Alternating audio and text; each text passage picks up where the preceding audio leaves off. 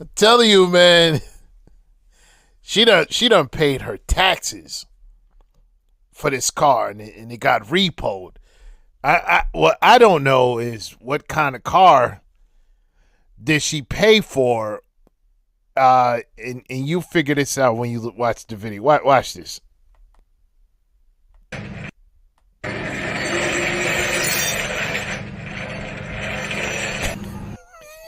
You see her face?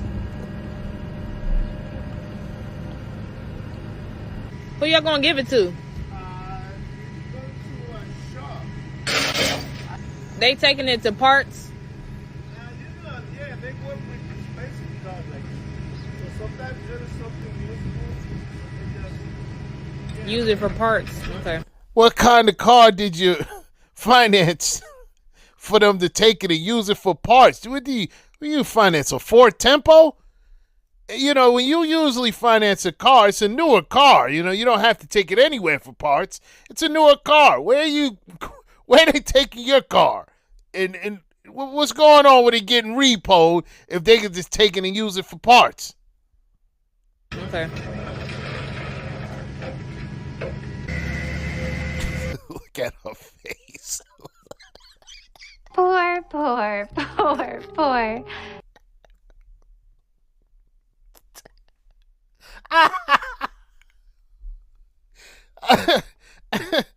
Look at her face.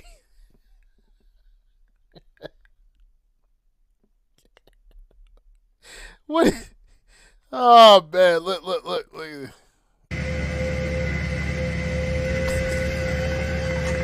Here in the machine. Here in the machine.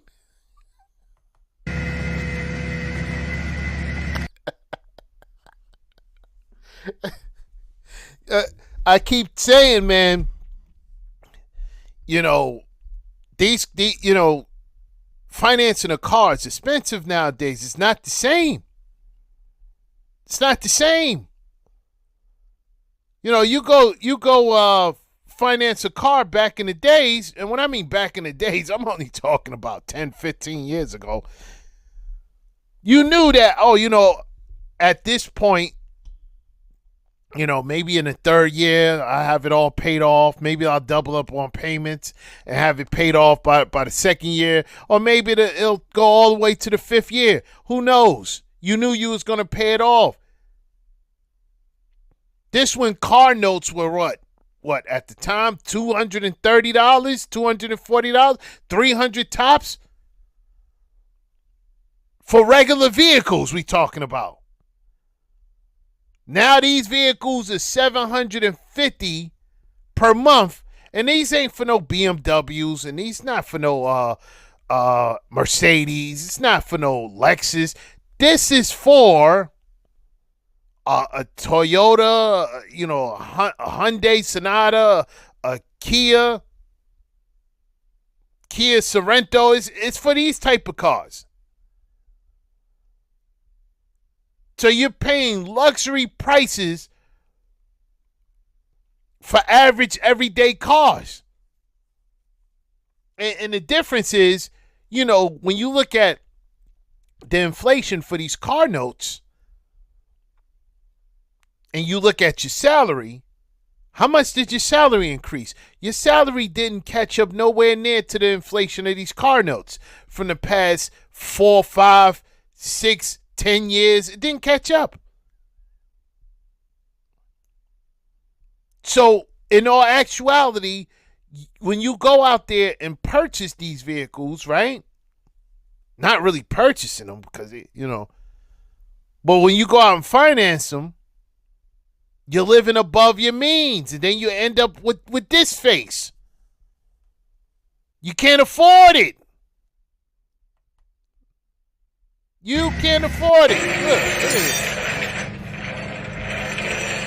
Look. She's sick. Look, she's sick. She's sick right now. She is sick.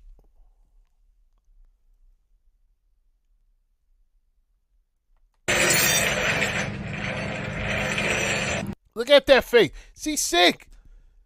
First of all, it's embarrassing. They came to your house. Your neighbors know you're broke. Poor. Your neighbors is like, neighbors are so nosy. They're looking like, oh, she can't pay her bills. But you're getting your car taken. That means that if you have a job, hopefully you have a job. Well, it makes sense if you paying a car note with no job. But now you got to catch the bus. Can't just get up and go. If you want to go to the store, you can't just do that. It limits your mobility drastically. I mean, you can still walk. You still catch the bus, but it's nothing like getting in your car and going anytime you feel like it. And you start to see that soon as they start taking a car. She's sick right now. Look at this.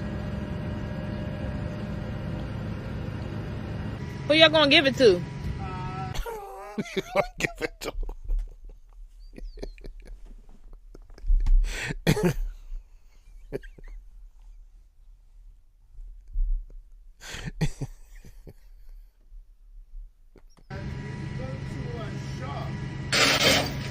They taking it to parts?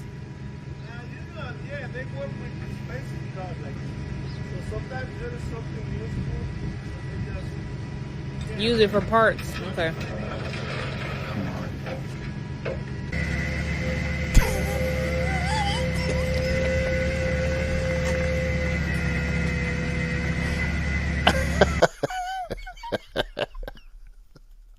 her stomach hurt. It looked like her stomach hurt.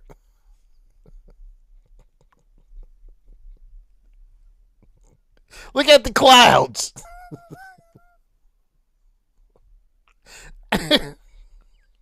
Look at the clouds.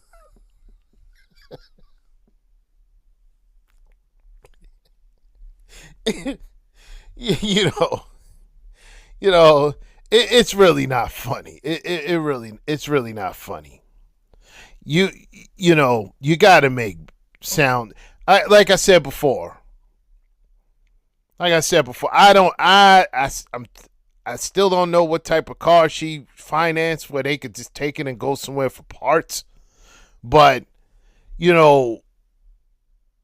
this is how bad it's gotten. This is how bad it's gotten where you can go to a dealership and they'll really sell these people, these vehicles overpriced, like really overpriced. See, what ends up happening, right, is that whoever's running that dealership, right, they go to an auction, right? Let's say they see a Honda there, right? They'll go to the auction, pay, let's say $5,000, right, for the car, and they'll want a profit of like $3,000. They'll want a profit of like $3,000 to $4,000. So once they bring it to the dealership, right, they'll bring that same car to the dealership that they paid the car is worth $5,000.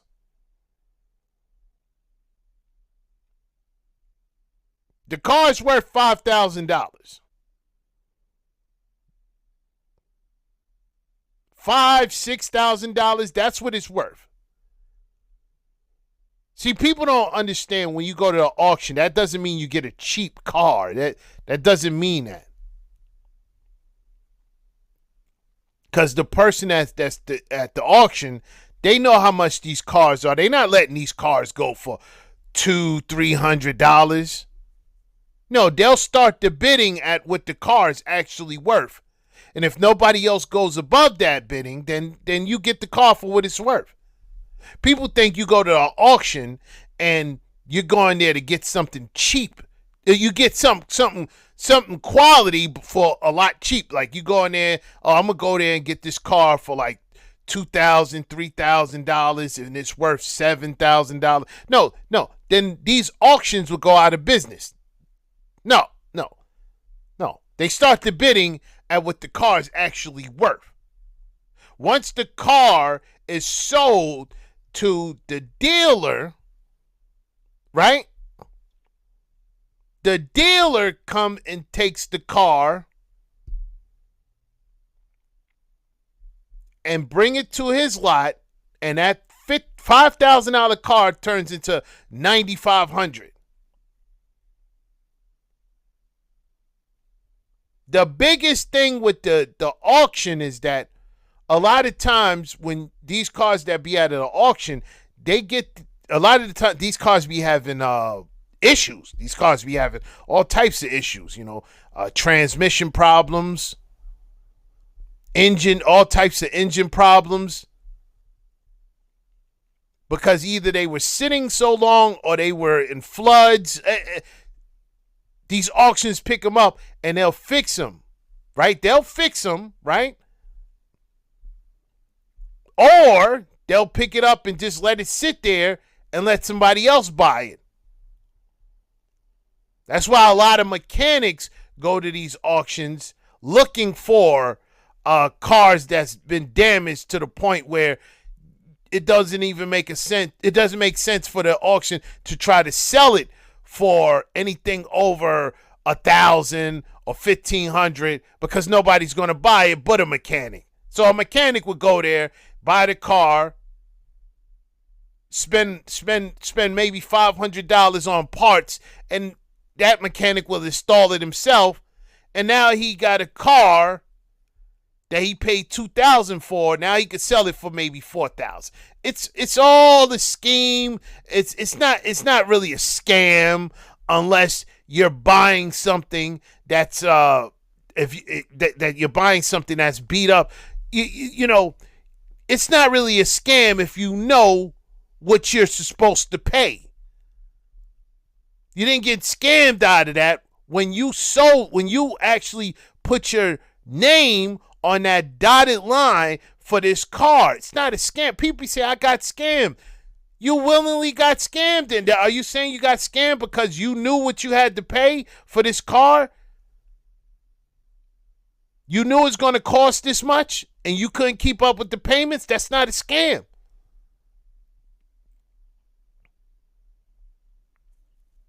It's not a scam.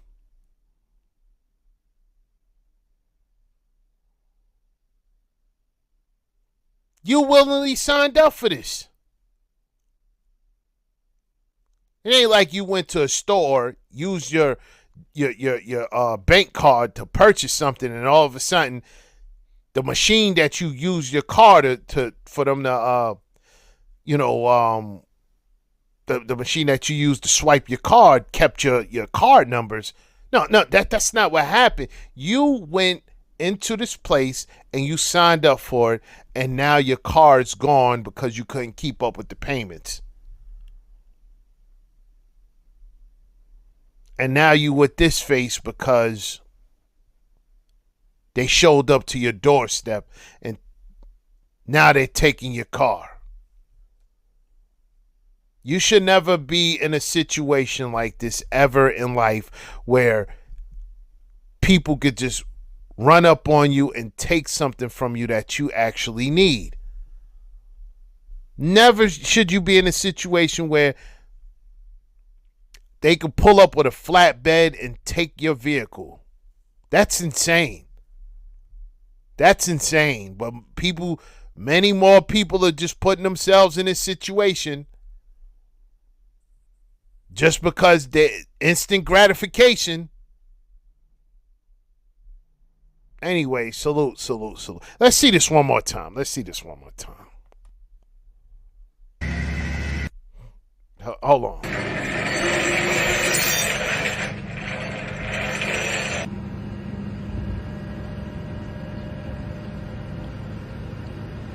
Who y'all gonna give it to? Go to a shop. They taking it to parts? Yeah, they work with expensive cars like this. So sometimes there is something useful, so they just Use it for parts. Okay.